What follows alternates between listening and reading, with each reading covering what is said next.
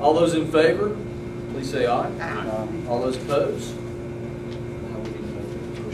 Make a motion for that.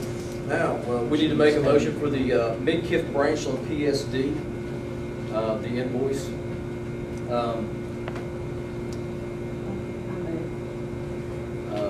Ms. Smith makes a motion. Mr. Curry seconds the motion. Is there any questions? All those in favor, please say aye. Aye. All those opposed? Motion carries. Let it reflect that. Let it reflect that Miss Dr. Martin recused herself. All right.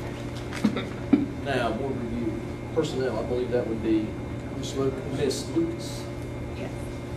Okay, you guys will look at the personnel section. You read, I don't want to go over each person.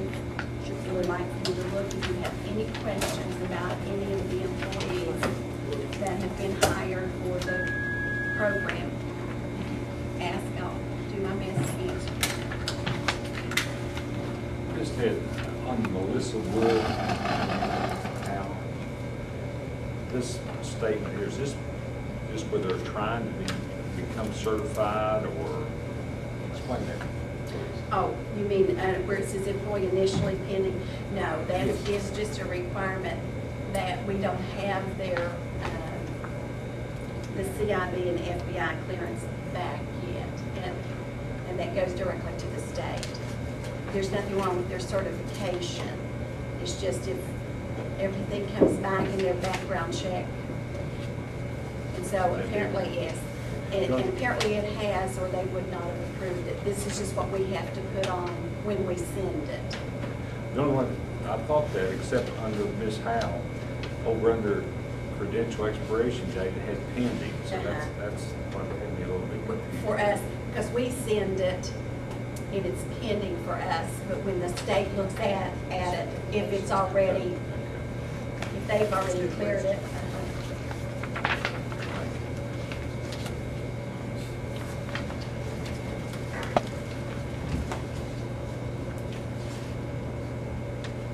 Does anybody have any more questions for Ms. Lucas? I have a question, not on this, not on the personnel list, but I have a question on our vacancy. We got our job vacancies. Could I ask, would I be allowed to ask a question about that?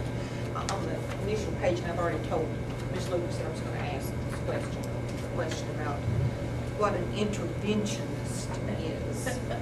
That, as Tina and I talked just a little earlier, in the old days, we would have called it basic skills, but now the state terms it interventionist, and it's someone that's hired through a grant. This will be a grant-funded position through Title I. Through Title I. Mm-hmm. And it's required through for our schools that are deemed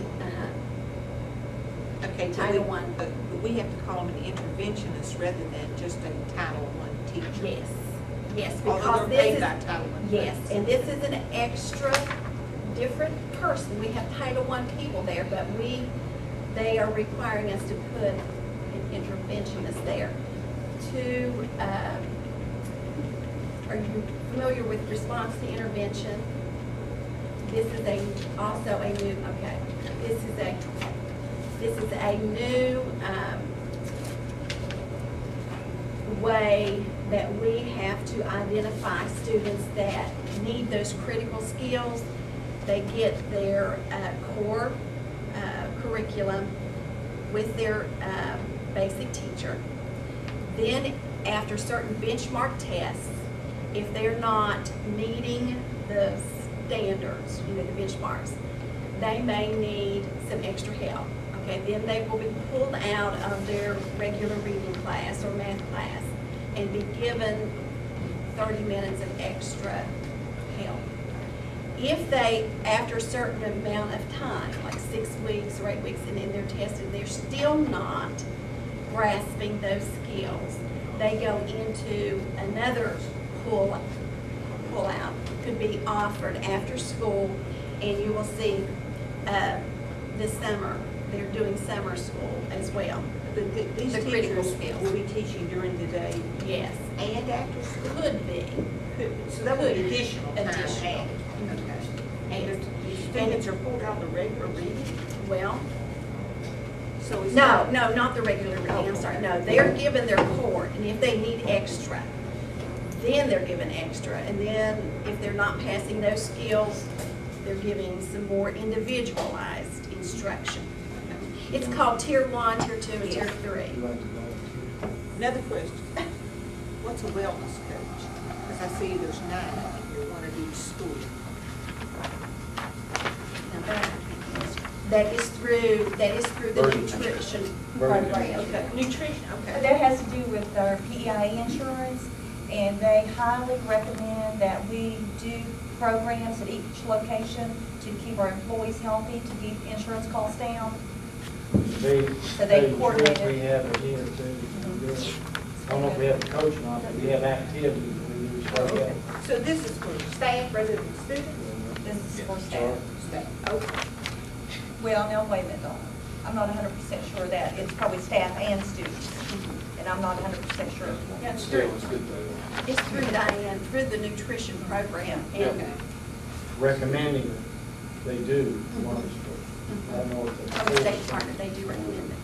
Thank you. I think most of these states are in the union. I just. They can probably use it. Donna, I feel like we need to give you guys like an in-service on what response intervention is, because, so you all will know what these people are doing, critical skills. It's a whole lot of information, and I'm trying to compact it into 25 words. I think if they want a presentation, they can ask or call you individually. Yeah, Well, I want think you to did a share it. I want to share information. I think you did a fantastic job. I do too. I think I understand. Okay. Okay. All right, board action.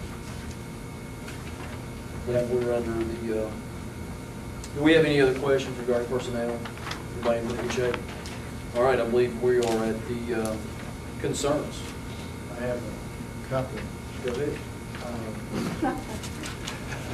I don't know if I'd call them concerns or just comments about some things. I wanted to share with the board that there's a Lincoln County High School math teacher request for a leave of absence. This request is military. Her husband is in the military. Our policy is contrary to military. It only allows a leave of absence for medical or educational reasons only. So I have one or two things to do.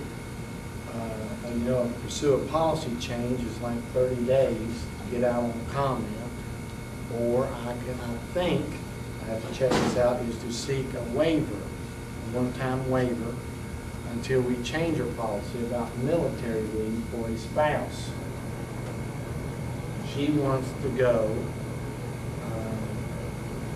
with her husband probably for 8 or 9 months while he's in, maybe let's say Texas, and then return to us.